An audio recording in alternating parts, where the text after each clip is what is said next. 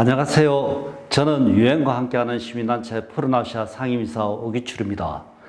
중국은 2013년부터 최근까지 대기오염 해결하면서 엄청난 성과를 만들었다고 자랑합니다. 대기오염 이 원인이 석탄이다 보니 석탄 소비를 줄이기 위해서 2013년부터 750조 원, 이 750조 원이라는 어마어마한 돈을 중국 정부가 직접 투자합니다. 올해 11월 4일 서울에 온 이 리간제 중국 생태환경부 장관은 이 2013년부터 2018년까지 베이징시의 대기오염이 43%나 줄었다고 말했습니다.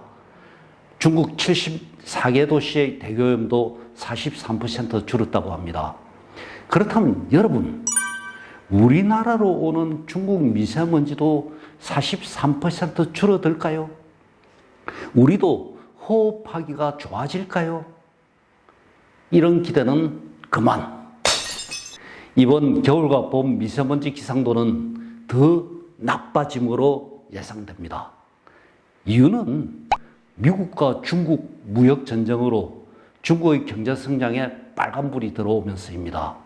올해 7월 중국 경제 성장률이 역대 최저가 되면서 이 일자리와 성장률을 올리는 것이 중국에겐 더 긴급한 일이 된 거죠.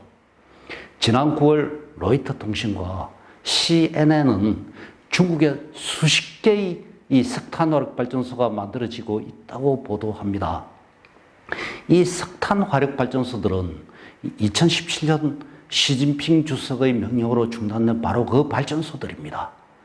또 이미 226기가와트에 달하는 새로운 석탄 화력 발전소가 승인되었다고 합니다. 그 규모는 원전 226개 규모이고 우리나라 전체 발전 시설의 2배입니다. 중국에서 가장 큰 석탄 업체는 센후아입니다. 이 기업의 올해 1월부터 4월까지 석탄 판매 수입은 이 작년 109억 달러에서 113억 달러로 늘어납니다. 센후아가 단 넉 달 동안 우리 돈으로 1조 6천억 원어치나 석탄을 더 팝니다. 중국과 몽골, 북한 그리고 우리나라는 미세먼지를 주고받는 공기 공동체입니다. 미세먼지는 더 좋아짐이 아니라 더 나빠짐으로 예보되는 것이 당연합니다. 그런데 올해 우리 정부가 발표한 미세먼지 대책은 이 겉으로 내세우는 요란함과 달리 해결하려는 의지도 없고 특별한 내용도 없어서 정말 걱정입니다. 미세먼지 대책은 올해 2월 이 미세먼지 특별법이 시행되면서 본격화되었는데 당시 정부는 이 미세먼지와의 전쟁에 사활을 걸겠다면서 강한 의지를 보였습니다. 그런데 이후 정부는 한 달도 안 돼서 인공가무와 공기청정기를 들고 나옵니다. 이것들로 미세먼지를 해결할 수 있을까요?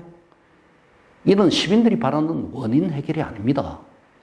이때부터 시민들이 이 정부의 미세먼지 해결 의지에 의문을 가지기 시작한 것은 당연합니다. 지난 11월 1일 올 가을 들어 미세먼지 농도가 최고로 올라갔는데 바로 이날 국무총리 주재로 제3차 미세먼지 특별대책위원회를 열었지요.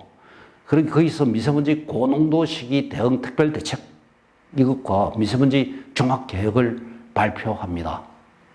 이 특별대책은 12월부터 다음해 이 3월까지 넉 달간 계절관리제를 하겠다는 겁니다. 넉 달간 이 수도권에서 노후 경유차 운행 제한을 실시하고 공공부문 차량 이부제를 실시하겠다는 거죠.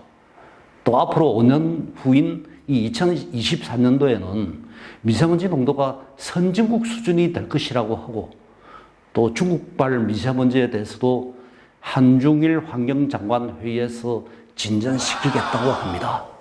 그러면 이 대책들이 좀 더 나아졌을까요? 아닙니다. 그동안 환경부가 이미 결정하고도 이 진도를 내지 못하고 있는 노후 경유차 운행 제한이나 공공부문 차량 이부제 실시, 노후 석탄 화력 발전소 조기 폐쇄라는 기존 대책의 중탕, 삼탕이었습니다. 미국과 중국의 무역 전쟁 이후에 나타난 변화를 반영하지 않은 대책이었습니다. 미세먼지 대책을 세우려면 이제부터라도 다음과 같은 이 발상의 전환이 필요합니다. 이 첫째, 미세먼지로 고통받는 시민들과 소통해야 합니다. 시민들의 시선에서 출발해서 미세먼지 피해 현장에 있는 이 시민들의 걱정과 분노, 또 고통과 정면으로 이렇게 소통해야 합니다. 둘째, 앞으로 더 나빠질 이 중국, 몽골, 북한, 우리나라 미세먼지 현장을 이 제대로 개선하여 이 시민들과 정직하게 공유해야 됩니다. 미세먼지 발생 현장을 충분히 이해하는 것은 해결의 출로를 찾기 위함입니다. 또한 우리는 영향을 주고받는 미세먼지 현장인 중국, 몽골, 북한, 우리나라 현장을 모니터링하고 통합해야 합니다. 중국은 앞서 말했듯이 심각해지고 있습니다. 몽골은 사막화가 확장되면서 황사 발생 일수가 매년 50일로 늘었습니다. 몽골의 황사가 중국과 북한을 지나면서 오염 황사로 우리에게 옵니다.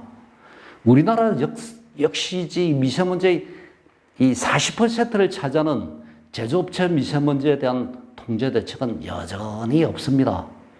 이는 우리 모두의 이 대기를 악화시킬 것입니다. 아프지만 여기서 출발해야 해결의 길을 열 수 있습니다. 셋째, 이런 현장을 제대로 이해하는 현장 전문가들이 과학자들과 함께 정책 개발에 참여해야 합니다. 그래야 미세먼지 현장을 바꿀 수 있고 중국, 몽골, 북한과 공동 과제를 만들고 해결의 네트워크를 만들 수 있습니다. 미세먼지 대책은 이처럼 진화해야 합니다. 이런 장기적 발상 없이는 단기적으로 눈에 보이는 효과만 바라는 한국의 미세먼지 대책은 설득력이 없을 뿐입니다. 저희 푸른아시아는 극한지구의 환경 문제를 해결하기 위해 계속 여러분과 함께 하겠습니다. 미래 50년 우리가 살아갈 시대 푸른아시아가 만들겠습니다.